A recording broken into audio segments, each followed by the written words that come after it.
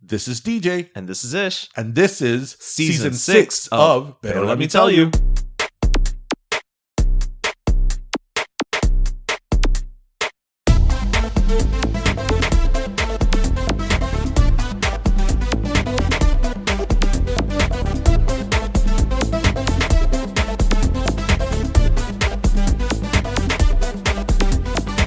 Just When I'm on the scene. outrageous. In my sexy jeans. Outrageous. My sex drive. Outrageous. I'm on a shopping spree. Outrageous. I'm on a world tour. Outrageous. Just be it, girl.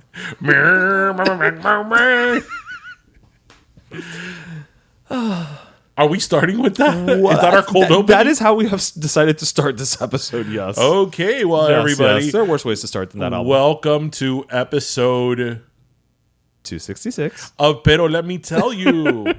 And this is Labor Day, so happy Yes. Labor Day to everybody. Happy Labor Day. Happy everybody. But, you know, What are you guys doing for Labor Day? Are we taking time well, don't off, labor. Don't labor on Labor Day. Don't labor on Labor Day. Yeah. How is everybody doing? Are you taking time off? Are you going to spend time with your family? Are you going to stop wearing white, throwing everything out white in your wardrobe out? Oh, my God. What are Santeros going to do? Can they not go out after Labor Day? Santeros are 365. They're not, So they're not beholden to the rules of... No. Okay. Got it. Because I'm just thinking all these people just have to sit at home for like 6 months. No, there's exclusions to the Labor Day rule. Okay, wearing got white. it. Santeria is one of them. Yes, I'm sure that, Miss Manners in Connecticut was explicitly thinking of Santeria. Absolutely. Yes. When she made up her rules. Absolutely. Wasn't she? Isn't everybody? Yes, but I will say, it's a long weekend, but I know some listeners may either be personally affected or know someone who was affected by the hurricane. Yes. Hurricane Idalia, which, I mean, can we...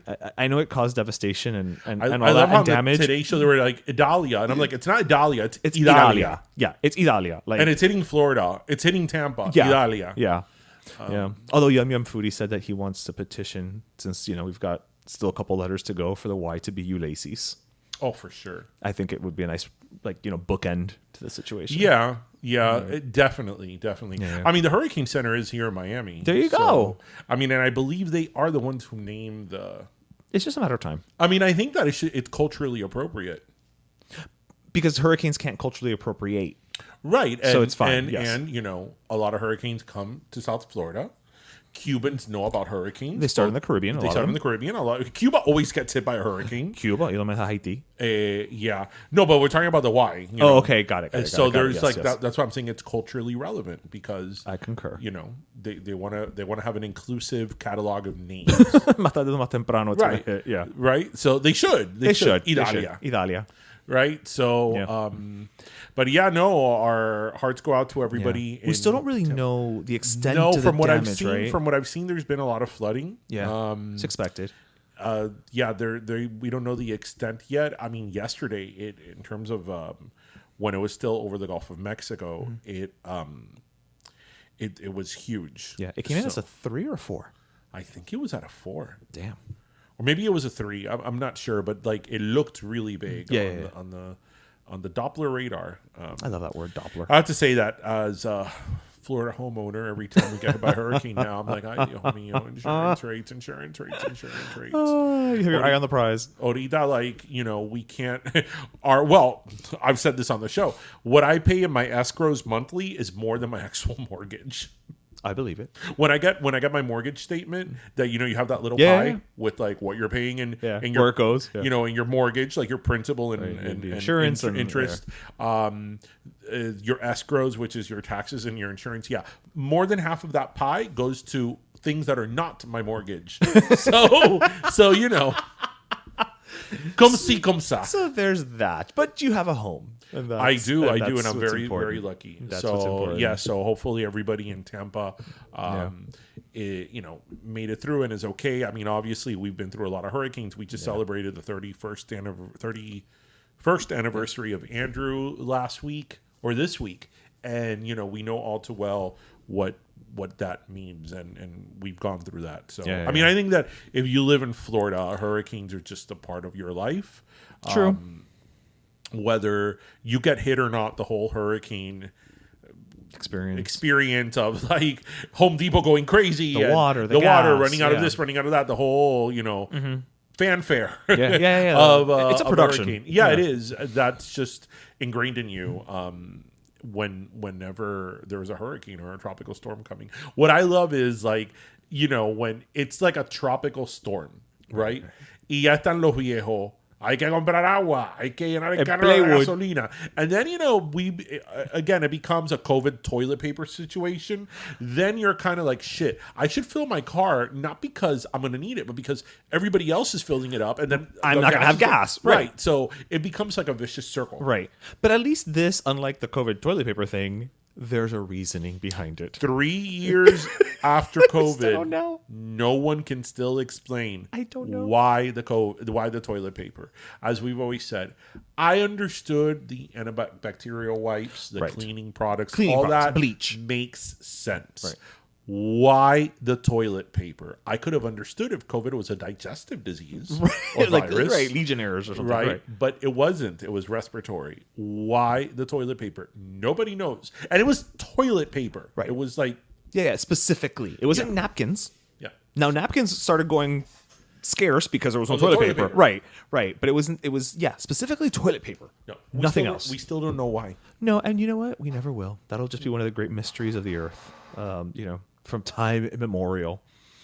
So I wanted to bring up something that I saw recently because, as content creators, I mean, as listeners, as we put out an episode a week pretty much every single week, and some weeks we put out 2 episodes, and we do create sponsored content. By the way, and great like Willie Chirino interview. Oh, thank you.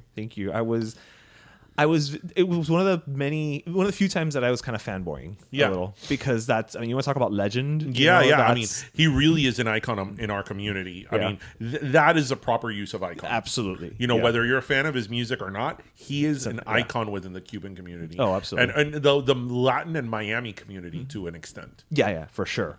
Yeah, 100%. Well, thank you. I really enjoyed that interview. But where I was going is, obviously we create, weekly content, we create video content sometimes and things like that.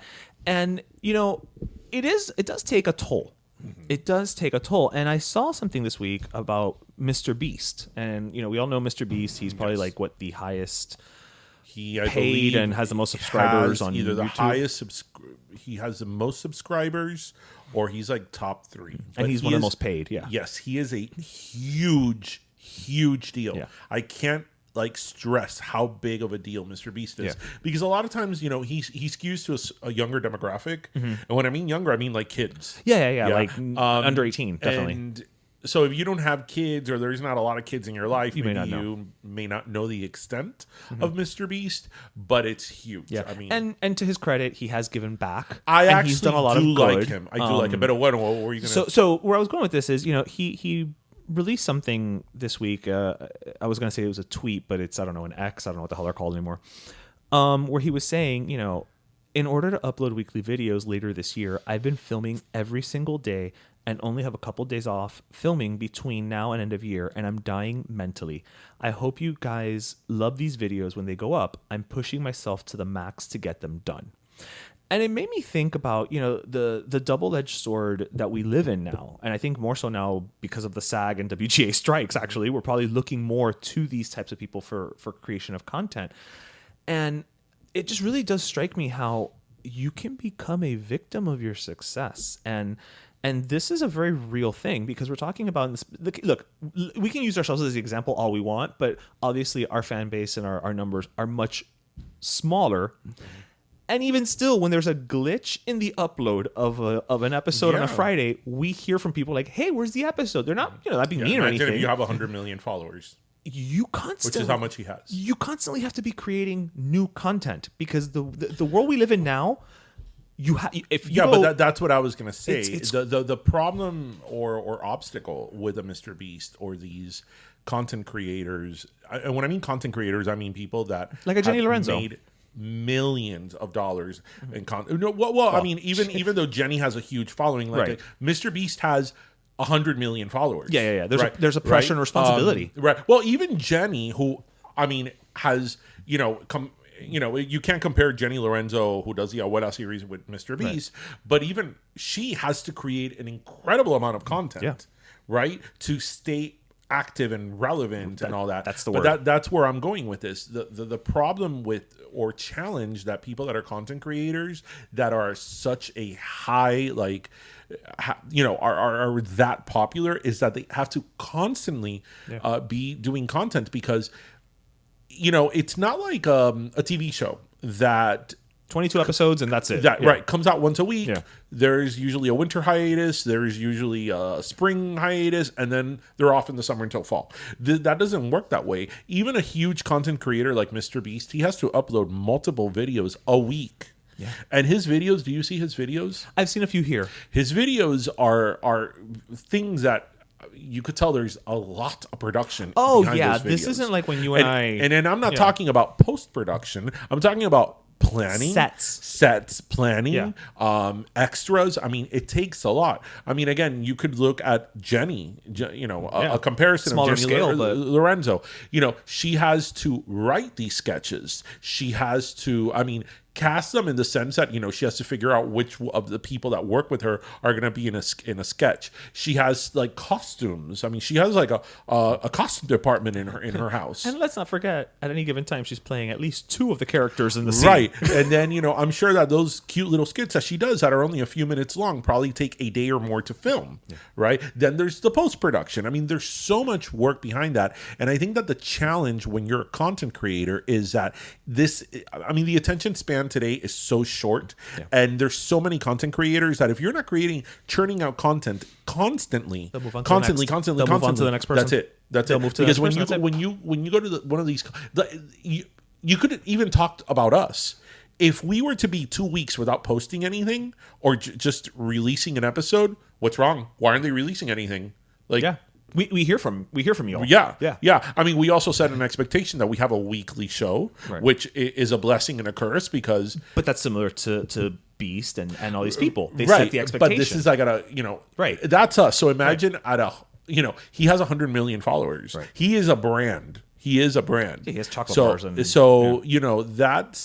That's the thing with content creation. And I often think, look, a lot of these people that are at that high stakes content creators like Mr. Beast, obviously they've invested in other things and other deals and have a lot of, a lot of, whether it's merch streams. or they endorse a product or whatever it may be. So they have they have divested their platform and their talent, if you will. And they have to, because again, Mr. Beast is really cool and we really like him. And of all these influencers or content creators that appeal to children, he's actually the one I like the best. I think he's a very good influence. And you have a nice... he's a very good influencer to children and to young people. He's very much the philanthropist. Very positive. He's silly, but he's not like stupid either. He's not vulgar. So he's not obnoxious. So I actually do like him very much. But even he has a shelf life. Oh yeah. Right? And I just wonder, given the attention span everybody has nowadays, is that shelf life even less? And how quickly does that burn out? I do think it's even less, because I will tell you this. If let's say you are a singer and you're a teen singer, you know what? Debbie Gibson, who in the 80s was a huge teen pop star, enormous teen pop star. Eventually, that's going to fade. It just does. Unless you're very lucky, it's going to fade. It happens to everybody. But a singer, even though their popularity may fade, they always have a fan base, even if it's a small fan base. So like a Debbie Gibson still has a fan base. It may not be tens of millions of people. Right. It may be only a small fraction of what it was once upon a time. But because she's a musician and she's continued to release new music, even though it's not, in the masses, commercial, singers continue to have a fan base. But I can't see a content creator like a Mr. Beast when he's 40, people watching like, I'm going to continue watching Mr. Beast. He has to evolve into something else. It's different. Yeah. Right. He would have to evolve into something else. So it's very different. It is really a challenge with that. Look, on the other hand, somebody like a Jenny Lorenzo, her characters are timeless. Right. So she could, as long as she comes up with new storylines, we're good. Because the Abuela character is timeless. Abuela will be as relevant now than it will in 10 years. Oh, yeah. It's like Vicki Lawrence playing Mama. Right. Right. Eventually, Jenny will catch up to Abuela. And then it'll just become autobiographical. Yeah. But, as long as she keeps churning out new content and, new ideas and new sketches, I guess in a case like that, you could keep that on forever. But Mr. Beast is not a character. Right. He's not creating content in the same way. Right. So that's very different. So but good for him for also speaking about it too. Yeah, because I think a lot of times we all take it for granted that it's like, oh, you're just a content creator. Oh, you must. And I'm sure he has a team of people who help him put this all together. But at the end of the day, from what I understand, he's in every single video. He is. So I mean, even if it's just filming the bookends of something, he's there every freaking time. Yeah, and I'm sure that he has he's a brand, so he has oversight in everything and anything that happens. Yeah, nothing goes out without with his videos. Yeah. So, yeah, I mean, good for him for talking about it. I mean, look, I think about us. We're a fraction of a fraction of a fraction. Yeah, of that. And, we've said this to you guys, to our listeners many times. You may listen to us every week and, hopefully enjoy the show and laugh and think it's just Tim and I just here shooting the shit and talking, which it is. But there's so much planning that goes into this and scheduling and, reaching out for people for interviews and following up and sponsors and doing content for sponsors and doing, content for us. It's a ton of work and being consistent. And when, when you're busy and, you have things going on in your personal, professional life, come Fake Friday, we have to record, or find somebody, else to record with us. Like rain or shine, you put on content, and that takes an enormous amount of work and persistence and dedication. So the show must go on. Yeah, as Freddie Mercury said. Yeah. What musical is Showboat? I know it's a musical, but I'm not familiar with it. Isn't it like really, really old? Probably from like the 50s. Okay. No, I think it's older than that. Why did you just pull Showboat? I think it's from like the 30s. I mean, I know nothing about musicals. Why? Yeah. Why did you pull that one? I don't know. Actually, I know why. Okay. When we were talking about Mr. Beast, I was thinking about things of children, which made me think of birthday parties I went to when I was a kid, which made me think of that Showboat, the Mark Twain Riverboat Playhouse, where the cake would come out of the oven, which was like the theme of a riverboat. I never went to a party there. Wait, what? I never went to a party there to Mark Twain. How? I didn't. I went to a lot of Los Piratas, but I didn't go to. It was there. You know what it was? It was a Mark Twain thing. No. Los Piratas y Castillito. Right. Malibu. I went to Castillito and I went to Los Piratas. The thing is that Mark Twain Riverboat is otra cosa de americano, and since you went to the American school, Cyprus, I did go to the American school. That's why you went. Yeah. I had so many there that I remember it was animatronics of the bears, and then they would sing a song, and they were like in a kitchen, and then the oven would go ding, and then they would open up the oven, and the cake would come out. Like the cake that they would then serve you? No, it was a fake cake too. Okay.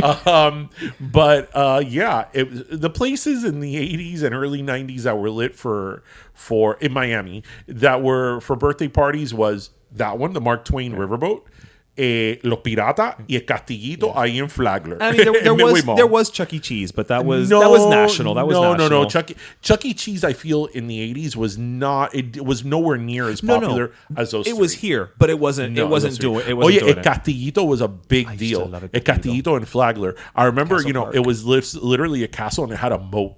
And I remember when I would cross that moat, I'm like, oh my God, there's water. I'm crossing a moat. Well, I didn't know what a moat was. Well, I'm crossing. I didn't know it was called. But you're crossing, right? Ay, un canalito, un canal. And I remember that they had I have a lot of pictures there. They had a mini golf in the back, but we didn't play mini golf when I was a kid. No, I was all about the go-karts. Okay, so truth be told, I've often shared here on I have no idea on the show. Going. I've often shared here that, when I was a kid growing up, like many people who are immigrants, like my parents didn't have any money. My dad had like multiple jobs. My mom cleaned houses. Like I've shared that here on the podcast, and I'm very proud to have come from that upbringing. Absolutely. So when we used to go to a Castillito, we didn't play none of the games because my parents didn't have like money to do that. We would maybe order a slice of pizza, and then they would like give me a couple of dollars to go play some of the arcade games. But I never got to play the mini golf. Not that I wanted to play the mini golf, but I never got to play the mini golf or the go-karts porque eso era muy caro. My parents didn't have money to spend on that. Era muy caro.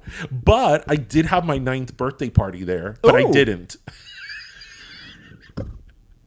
So for my 9th birthday party, I got a group of friends, and we went there for my birthday. Got it. Okay. And everybody took their own money, and we hung out. And I think my mom bought us pizza. Actually, no, I know my mom bought us pizza. But I didn't have officially my birthday party. Oh, well, that's how. Eso costaba muy caro. No, pero espérate, that's how I did it too one year. Yeah. We just got a group of people together, and we went there, and we bought the pizza, the soda, but we brought our own cake. Actually, that's when I turned 10. 7, 8, and 9 were McDonald's. I think that's 7, 8, and 9 were McDonald's. As I've said here before, I don't know why I would have my McDonald's birthday parties at the McDonald's on 8th Street and 120 something. I don't know why. That's so far from your house. We didn't know anybody who worked there. There was no reason. There was no reason. No reason. I've gone back and asked my parents this, and they don't know. They have no answer. That's sort of like things that happen as a kid that you just don't know. My parents, when I was a kid, had a car. They had a Ford Tempo, and it was like the first new car they ever had. So imagine this car, like we couldn't go in it with like our shoe. Like it was like that. You could barely breathe in it. Yes. It was a new car. And when it was a few years old, my parents had an accident. Oh, shit. And it was actually a pretty big accident. They like tore off the front of the car. Like it was bad. I think my father was at fault. But I remember that the car had eso tiene full COVID. It had full coverage, and it had to have had full coverage because it was still being financed. Okay. Right? Okay. Right. So my parents, instead of fixing the car through their insurance, because they had full coverage, so even if it was their fault, their insurance would have covered the fixing of the car minus their deductible. Okay. So let's say it was $1,000 deductible, right? And I know they had insurance because the car was still financed. Y tenían full COVID. I don't know why my parents went down the route that they went to a junkyard, bought the front of another Ford Tempo. In the backyard, they got their car that had been crashed. They put a chain on the front of the car. My uncle put the chain around a huge tree we had in the back, hit reverse to fix the chassis, and then he got the junk of the other car that they bought and put it in the front. And then the front of their car was like a 1989 and the original car was like a 1985. And it's one of those things that I've actually asked my parents now, and I'm like, why did you do that if you had insurance? Because you still had to buy parts for the car. There was still cost involved. There was some cost involved. Right. It's not like when the most your deductible could have been, like I've actually stopped and thought about this. Like the most your deductible could have been was $1,000. So why did you go down the route of fixing it rather than just taking it to the body shop? Trabajo finding it at the junkyard. Yes. That's why the front of the car was newer than the back of the car. It's one of those things that I think of now, like, why did they do that? I think it's because, again, it was as I call it, it hadn't been 10 years since they were here. The transition years. It was the training years. The training years. Right? They didn't know about collision coverage. Comp and collision. They didn't know about that. They know now. They know now. That's what matters. That's what matters. They've come a long way, baby. Yeah. But no. We were too poor to have my birthday in a Catillito. I just took my friends and my mom bought us pizza. But that's the best way to do it. Porque, oye, ¿tú sabes cuánto te cobran to do one of those little parties at those things? Me lo dice a mí. Yes. This is yes. I remember that a few years ago. For one of Tristan's birthdays, I called I don't know why, the Miami Kids Museum, which I love. Right, it's a great museum. Yeah. It's a great museum, and they have great facilities. And I'm like, how much would a birthday party for 20 kids cost? And I'm like... Which 20 kids is not a lot. Right. And when they told me the price, I was like, this is in the thousands. Like, what? I was like, I don't want to buy the place. I just want to like have a simple birthday party where they could go shopping at the fake Publix. Right. That's it. Yeah, it was crazy. It would have probably been cheaper to let them actually go shopping at a real Publix. Right. That's why, I bet you that's one of the reasons why, like, your sister, for example, who has 3 kids, has always done the birthday parties at home. I mean, I'm sure she enjoys doing the birthday parties at home, but having 3 kids and having to fork out that amount of money. That is also the reason that my sister started making cakes. Yeah. Because she was like, I know what they charge for those cakes. I have 3 kids. It's going to be 3 birthdays. You know what? I'll make the cake myself and I'll decorate it myself. They're super expensive. So, you know what I have to say to that? Bring back the McDonald's birthday parties. I know. Well, okay, so Seth, did you see Seth's post? About the birthday cake? He got the birthday cake. Yes. Do you know the whole thing about the birthday cake? He said McDonald's? He said he can probably hook us up with one. Yeah, but do you know the whole thing with the McDonald's birthday cake? Okay. Most McDonald's have. I actually looked this up. I spoke to Seth about it, to Burger Beast, but I also saw it on TikTok, and it's like a hack. Okay. There's several McDonald's that have birthday cakes, and if you call in advance and tell them you want a birthday cake, they'll give it to you. Oh. Yeah, but there's always a but. There is a but. It's the sheet cake. Okay. But it doesn't have the sugar. Oh, the little characters. Yeah. And I'm like, that was part of the reason for it. Yeah, it's not the same. Listeners, did you ever have your birthday party in McDonald's? Or if you're from Miami, did you have it in Los Piratas? In Los Piratas. I'm pretty sure. Los Piratas was so dark and mysterious inside. What I love about Los Piratas is that to this day, like, nobody can find any, like, memorabilia of Los Piratas. And there are multiple VHS tapes of kids' birthday parties in Miami sitting in a box of Los Piratas. No, I'm sure. But like Seth himself has said, he's like, I can't find anybody who has like a napkin holder or an ashtray. Because, back then we would smoke at children's restaurants. Nothing. He says he has scoured and nobody has anything. And it has to exist. It has to exist. For sure. Yeah. It has to exist. There's no way it just evaporated. Yeah, it has to exist. Unless, like real pirates, they buried it. Yeah. I mean, we have a lot of pictures of Tropicaire flea market in La 40 y Palmetto.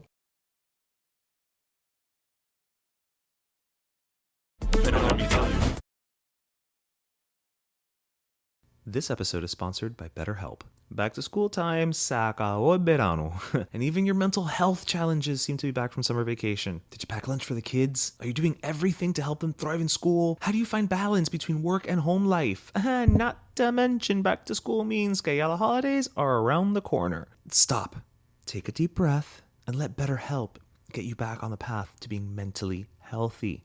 BetterHelp offers phone, video, text, or live therapist chat sessions. You pick the option that best fits your schedule. After all, it's your mental health, right? Plus, it costs a fraction of in-person therapy sessions, which is a good thing porque those back-to-school supplies are not cheap. And as a special offer for Pero Let Me Tell You listeners, you can get 10% off your first month of professional therapy at betterhelp.com/pero. BetterHelp is already more affordable than in-person therapy, and now you can save on your first month. Look, more than back to school time, it's back to you time, and BetterHelp can help you take the first step on that path. That's betterhelp.com/pero. Thanks again to BetterHelp for sponsoring this episode.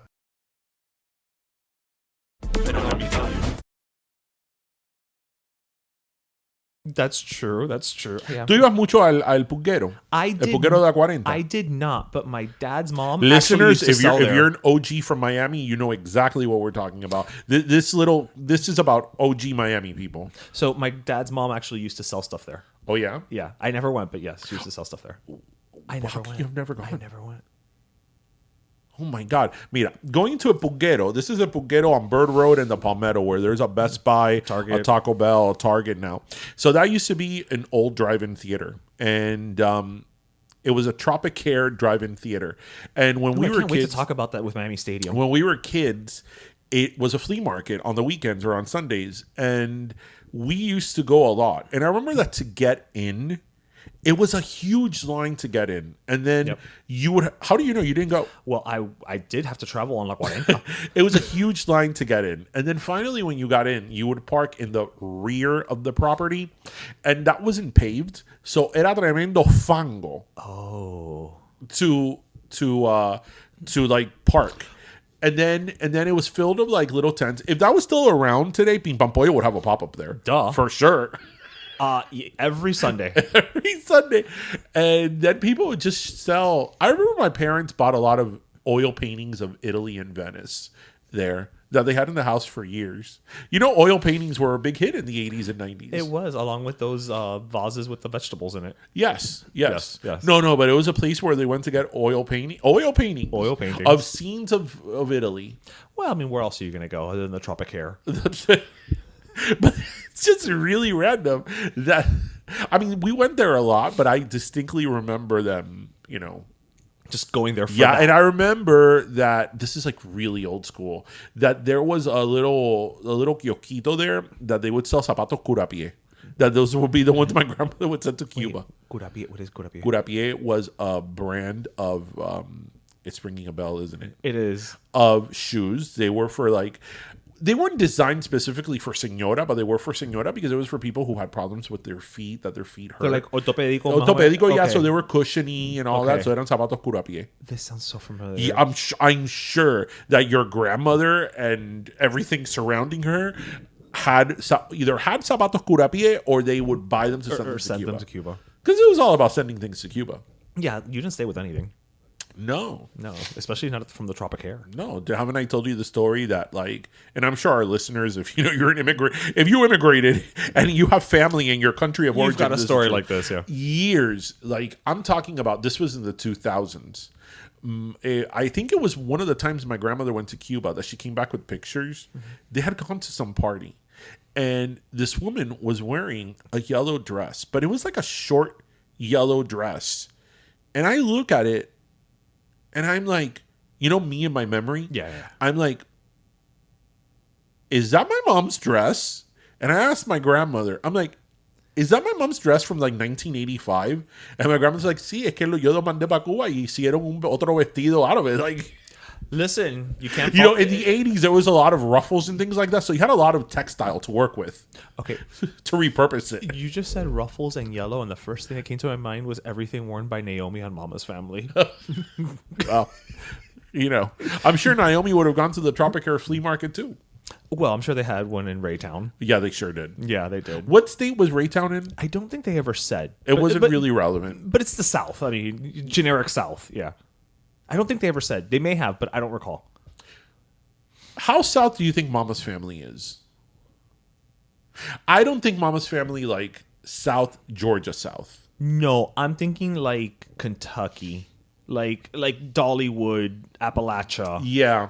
Yeah. Yeah, me too. Yeah. Yeah, I'm not thinking Georgia. No. They were inland. Yeah. They were a different type of South. Yeah, they were all about going fishing in the river. Listeners, did you watch Mama's Family? Mama's Family was one of those shows that it was just pure comfort food. Oh yeah, it's a horrible show, but it's wonderful.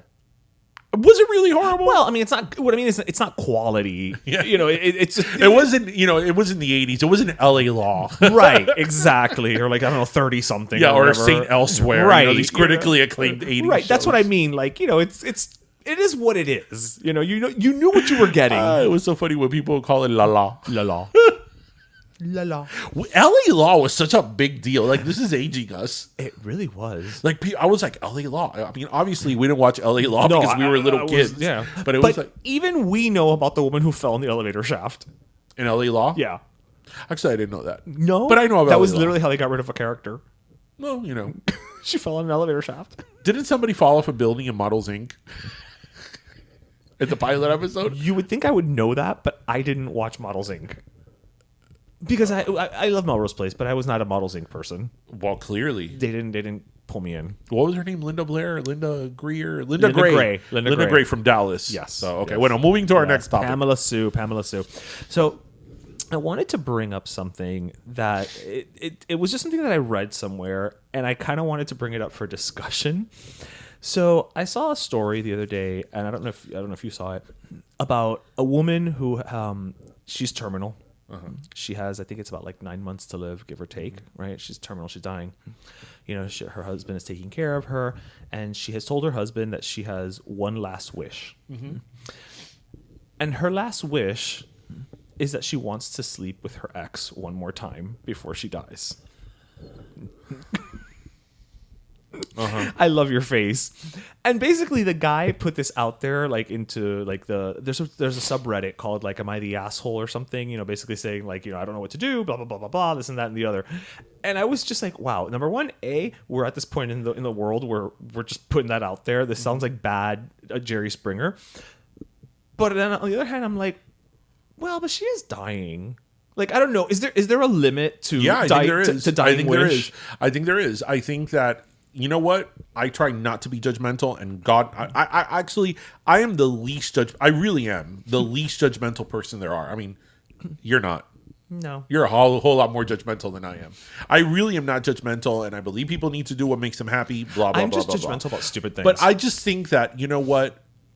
Especially if she's had a good marriage with this man and he's taking care of her, I just think that, you know, you do have. I think that when the people that deal with, I mean, God forbid, I never want to be in that situation or have a loved one that's in that situation. God forbid, knock on wood. This is actually wood. Oh, okay, good to know. Or for future reference. wood particle.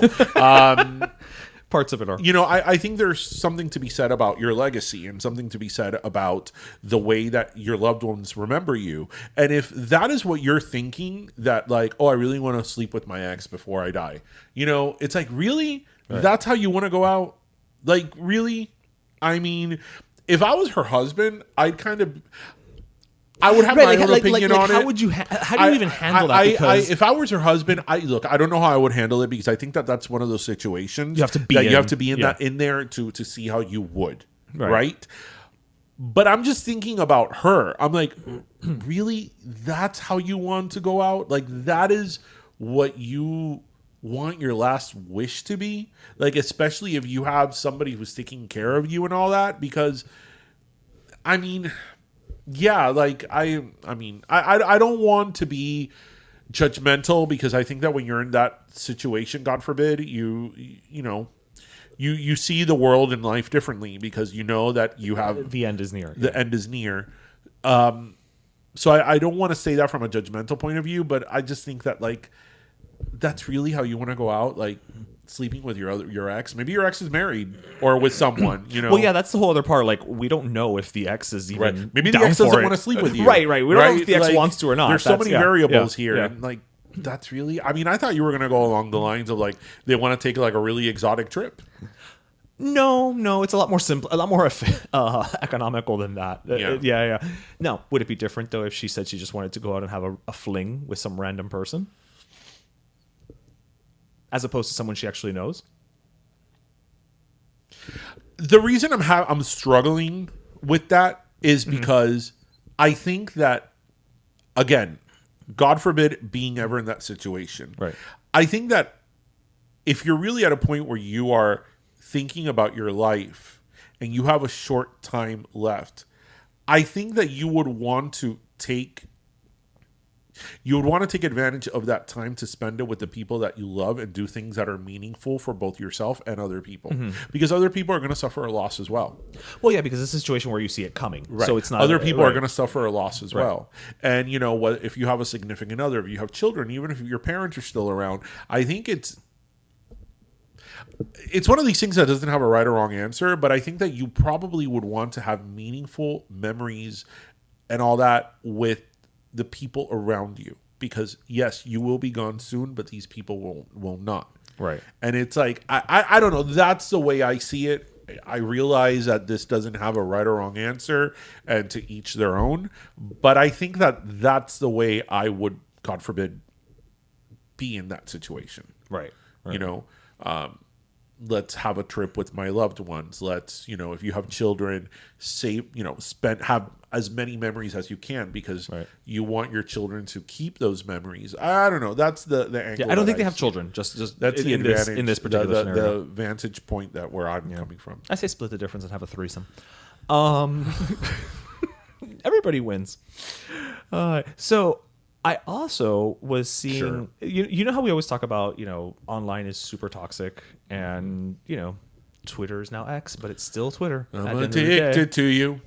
Pretty much. Did you know that you're toxic? Except with a lot less rhinestones on your body. The only person on earth that probably doesn't care for that song, but it's okay. Go on. You don't care for it at all? For toxic? No, I don't hate it, but I don't.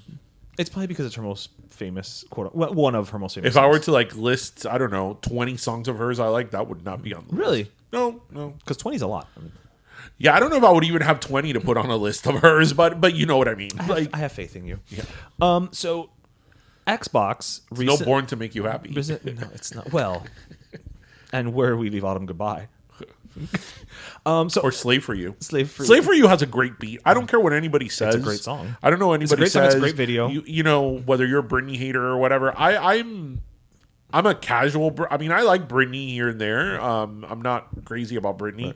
Right. I mean, I think when she was hot, she was like the hottest person. Peak Britney was peak Britney. Peak Britney 2001 was Britney Spears in 2001 was like the hottest person on the planet. Yeah. Like nobody came near. Even Lava was like, ouch. Yeah, Lava was like, oh yeah, here comes Britney Spears. Yeah. You know, she's going to melt us. Like she has this photo shoot that she did, I think around 2001, where she's like in a car. Yes. And it's like an old car. And she's it's a convertible, I think. Yeah, she's like sitting in the car and her hands are like under her thighs. It's like, oh my God. Like, how? Why? Like, why? And that's probably the photo shoot they're going to use for her car. But where was I going with this? I don't know. Where was I going with this? You're right. So she was really hot. But yeah, no, Toxic. Not so much. Not so much. Take it or leave it.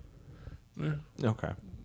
Well, I wasn't going to go down the Britney route. I was actually just talking about toxic behavior. So Xbox has introduced what they're calling an 8-strike rule for toxic gamers online, where after 7 warnings, they get banned from multiplayer and voice chat for 365 days. For a year.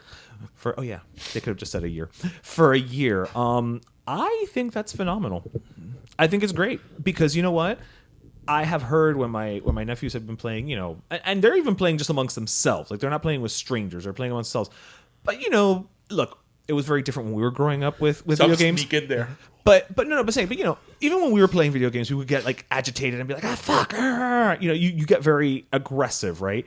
That has increased exponentially. Yeah, you know, and again, if you have someone, and again, my sister's very good about like, who are you guys playing with? Who's that? You know, it's all cousins and people they know, but you know, it's just crazy. Like anybody can sneak in there. I mean, so a lot of the games for kids now, these are not Xbox games. Okay. I was like your Roblox, like Roblox and all that.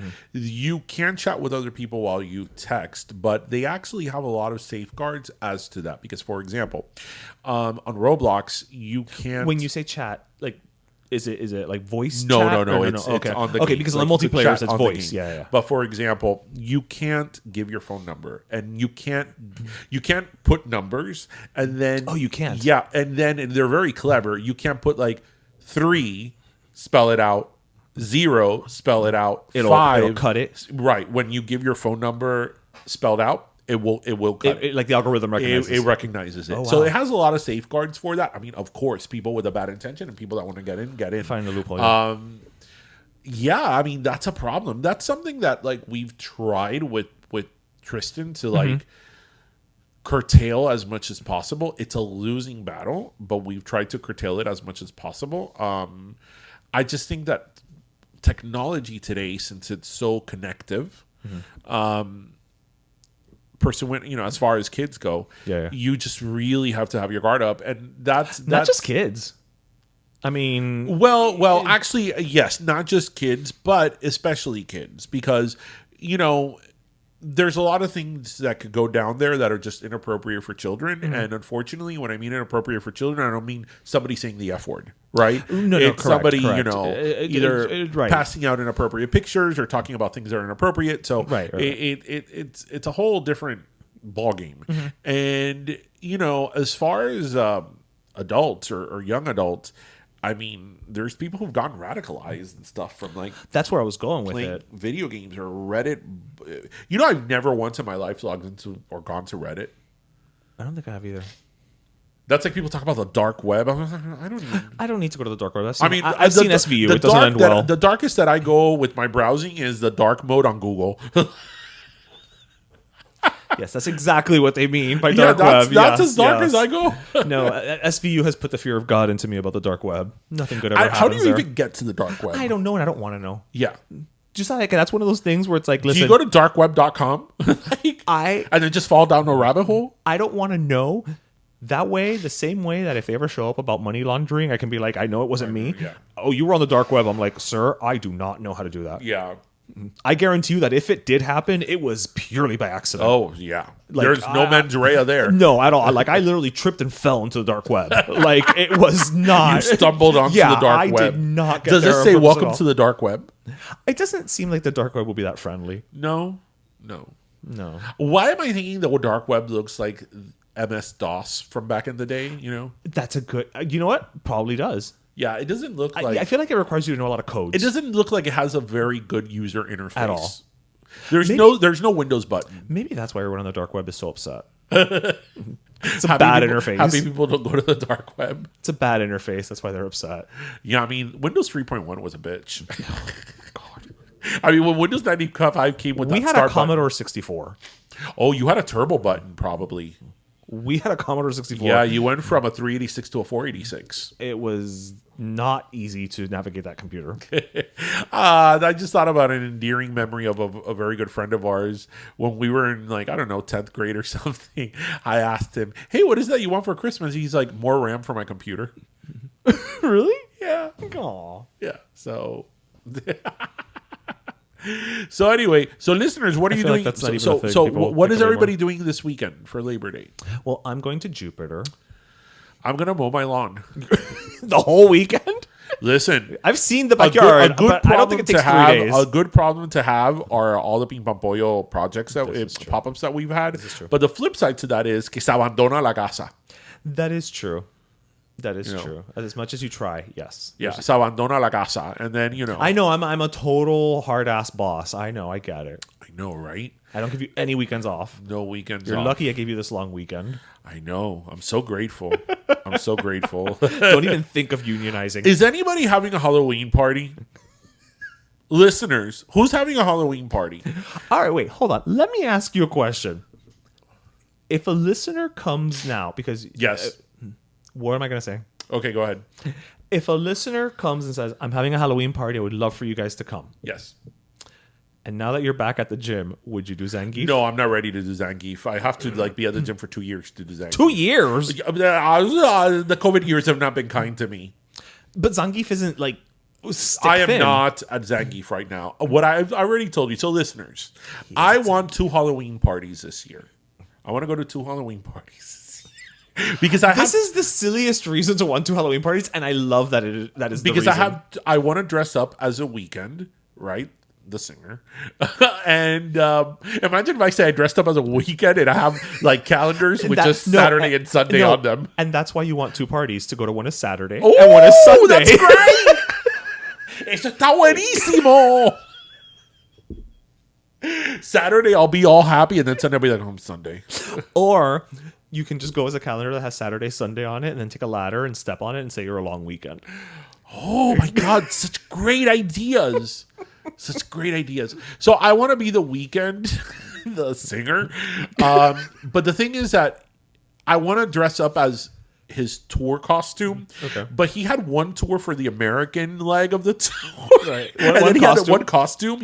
It was a black costume for the American leg of the tour. And then now for the European leg of the tour of this summer, he had a white costume. So I wanted to go to 2 parties so I could dress up as both the European leg of the Weeknd's tour and the American leg. I think it's a great costume. Listen, I'm out of the monk costume. Listen, okay, I'm pro out of the monk costume. Like Yes. anything that gets you out of that robe, like I'm here Yes. for it.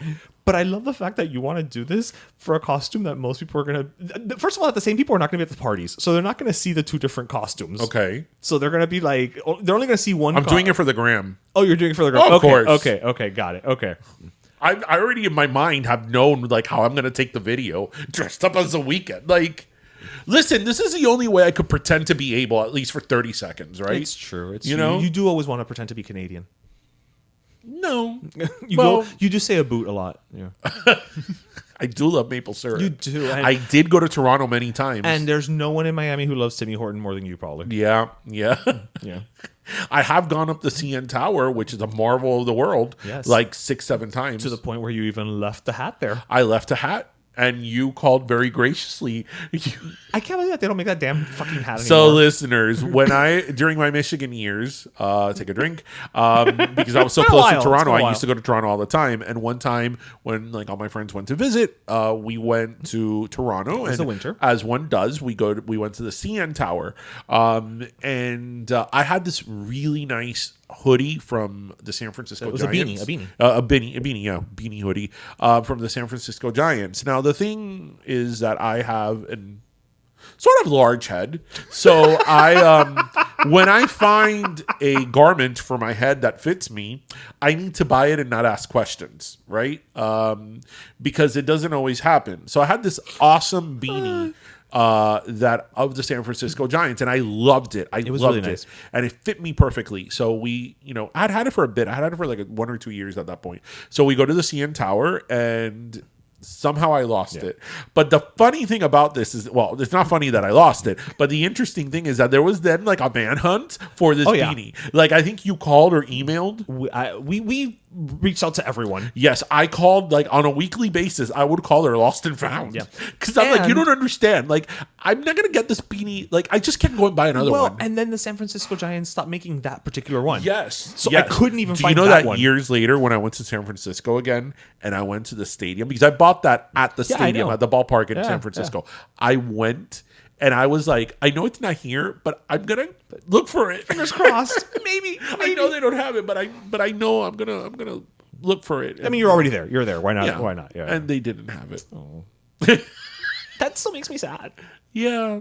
Because I know how you struggle to find hats. I do, and sometimes like I'll find things that fit me, but I don't like how they look, so I won't wear them. But this one looked great. It did, and.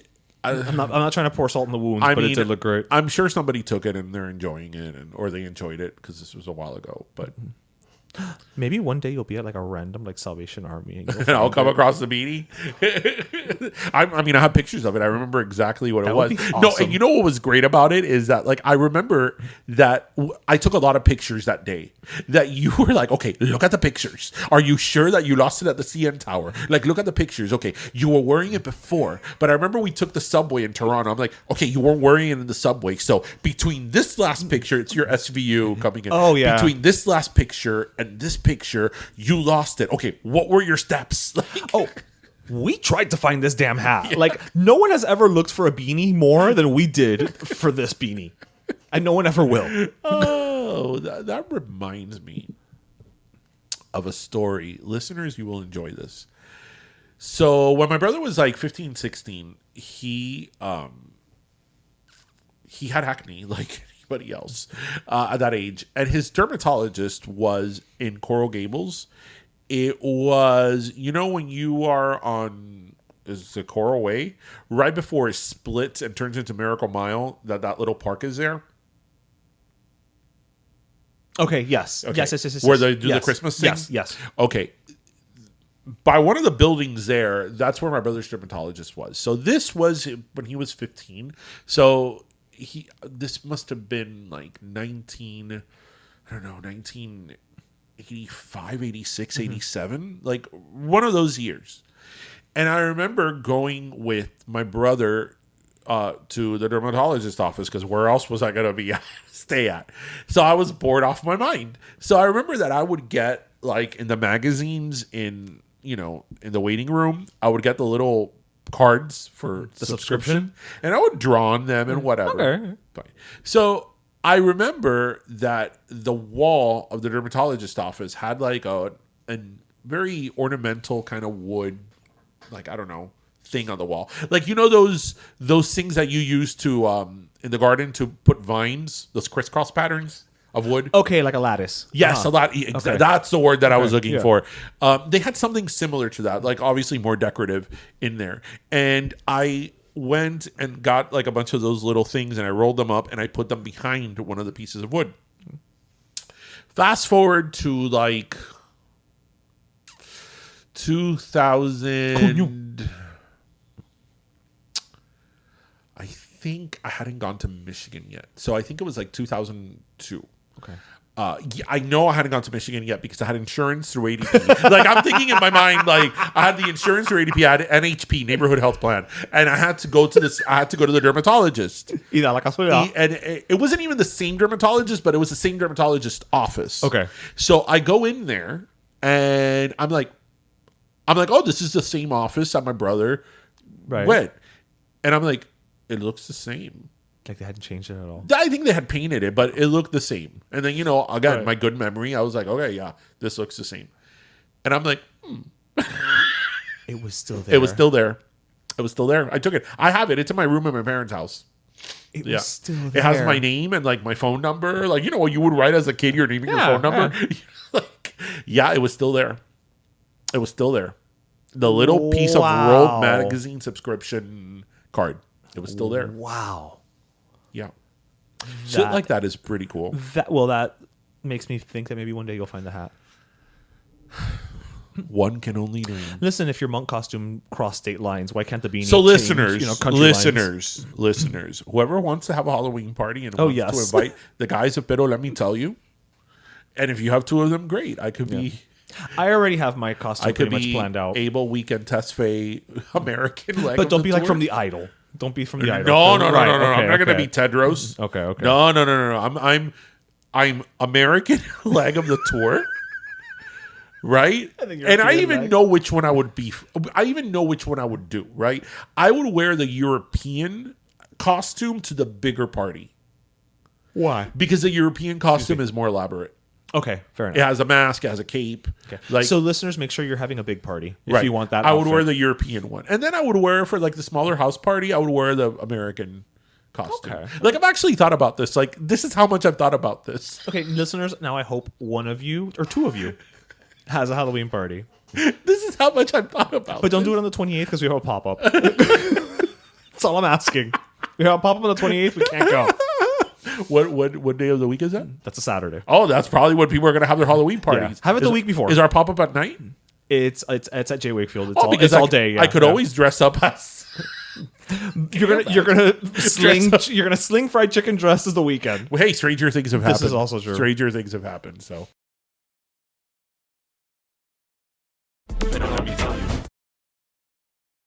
It's August, and while summer may be ending, back to school is just around the corner. That means it's time to start packing lunches again with healthy options like dairy. Whether yogurt, cheese sticks, or grilled cheese, there's many ways to include dairy for those back-to-school lunches and ensure that kids get protein, vitamin D, and calcium. And that's in addition to breakfast with some milk, either by the glass or in a bowl of cereal. For more ways to include dairy as part of your back-to-school routine, visit floridamilk.com or lechedeflorida.com and get more info as well as recipes. Trust me, including dairy in their lunches is way easier than trying to remember how to solve word problems.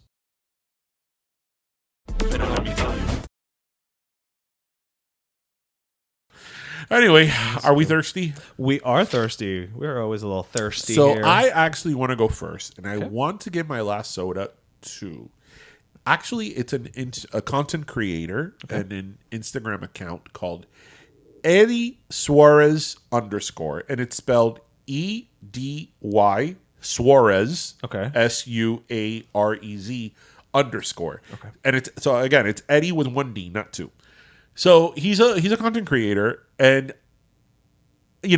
I'm very particular as to people on who you social media, on who I follow and who I repost, because I feel that so many people are doing the same thing. Like, it's the same, person, like, with a towel on their head, and then they have a wig in another one. Yeah. I ain't going to media. It's like, wow, that's been done so many times already. But this guy, Edy Suarez, people, he is hilarious. He does that. Like, he does, multiple characters. He's a multiple character. But what I love about them is that they are so accurate in his mannerisms, in his enunciation of Cuban women. And there is one in particular that I love, that he plays the mom and the daughter, and the mom is mad at the daughter porque le cogió dos pozuelos. And she's like, yo compré 3 pozuelos y ya tú te llevaste un pozuelo hoy con el picadillo para lonchar.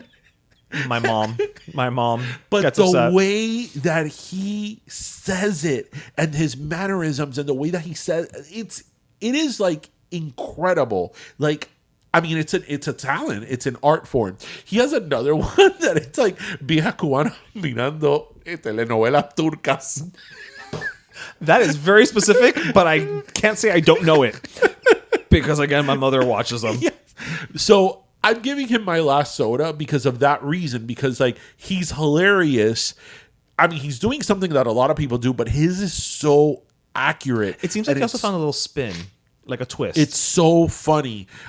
It's so on point. I mean, he does that thing that all Cuban women do, like se cogen aquí. Yeah. Oh, porque hay frío. Yeah. You know, like when they get out of the shower. My mom does that. Like why are you doing that? Why are you doing that, woman? We live on the equator. Like he does that, and like the way that like when he has a whip, like there was oh my god, there was another one that it was so true and so like terrible at the same time.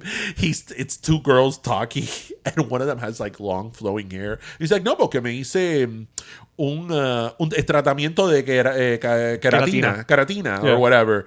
And then the other friend is like, ay, because I want to do it too. She's like, no, es que tú tienes el pelo malo. And I'm like, that's so terrible. That's so terrible. But so accurate. But unfortunately, it's so accurate. many people just say things like that without even thinking what that really means or where that comes from. And it's like spot on. So Edy Suarez, you get our last soda. That's good. I'm gonna have to. So check him people out. check it out. It's like really fun. I'm gonna have to check him out for sure. And so I'm gonna keep mine short and sweet. My last soda is actually going to, as someone that we've met actually through the podcast, and as you know, we've met so many people, so many small businesses. But last week, one small business in particular hooked us up with a pop-up, and in their reparto, Trelles Cottage. Oh yes, Trelles Cottage. Actually, the shirt is from theirs. It's a takeoff of Hamilton. Not throwing away my shot, but it's a cafetera with a Cuban coffee shot. They're a small business. They have like this shirt. They have a whole line of not just croqueta paraphernalia. Yes. They have croqueta party supplies. Yeah, their croquetas are characters. Yeah, the characters, like you can buy like little party plates and things like that, and they have a whole bunch of other cute things like tengo chisme mugs and all of that. But I wanted to give them the last soda because we are very big on promoting local businesses, obviously, but also this is someone again that we met through the podcast who's become kind of like very friendly, almost like family. And it's just nice that we've been able to foster this type of connection, and you do see that so often, whether it's through the pop-ups or through the the content that we do. And you know what?